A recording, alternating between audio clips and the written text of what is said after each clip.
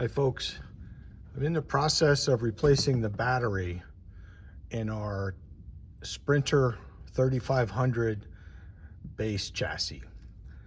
And yeah, I'm in the process here of actually dropping in the new battery, and I'm going to document this kind of going backwards, if you will. But anyways, got the new battery set up here. Really one little complexity here once you've gotten access to the compartment, which we'll show shortly, is there's a lot of wiring connected to the positive terminal connection.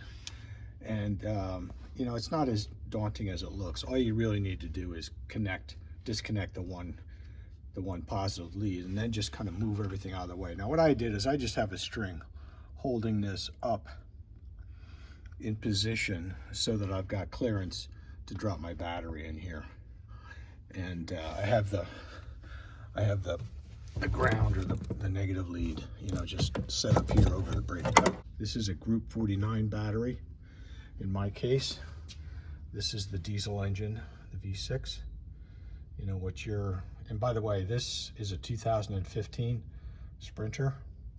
I actually bought this battery off of Amazon. It was the best deal I could find. It was nice because they brought it right to the house, and I didn't need to provide a core in return. So there you go. I did the heavy drift. Yeah, I did the heavy lift, drop this thing in place now. You know, when you put it in, obviously you want to make sure you just stay clear of these wires. There's plenty of room though. And in the back, you know, when it's all the way seated down, the bottom edge should go under a ledge there that will keep it from popping up. Okay, so here's a tip for you. This ventilation tube, plug it in down here first before you insert this down and try and bolt it in next to the battery, because that's how this thing actually vents. So after we get this bolted in, then we can worry about connecting that tube up at the top. Well, I have this bolted in now, and I do have the ventilation tube connected to the battery now. So now we've got a good ventilation. So I'm going to hook up the positive lead next.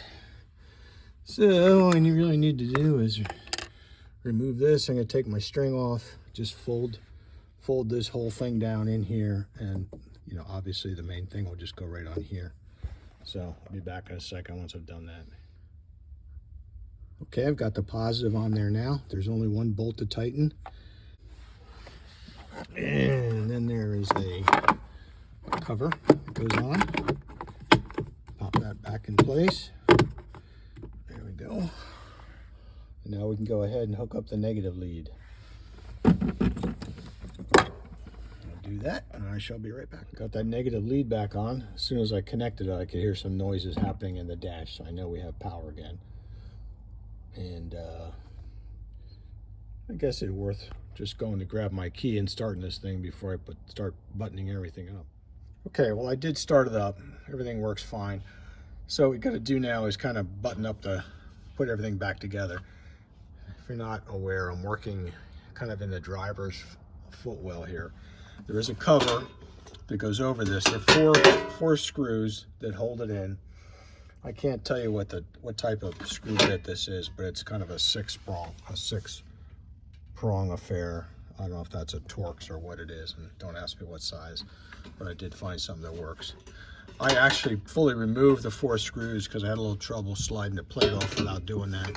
But it looks like, in theory, you can kind of get it started by sliding it in. So I did actually get it started on those 2.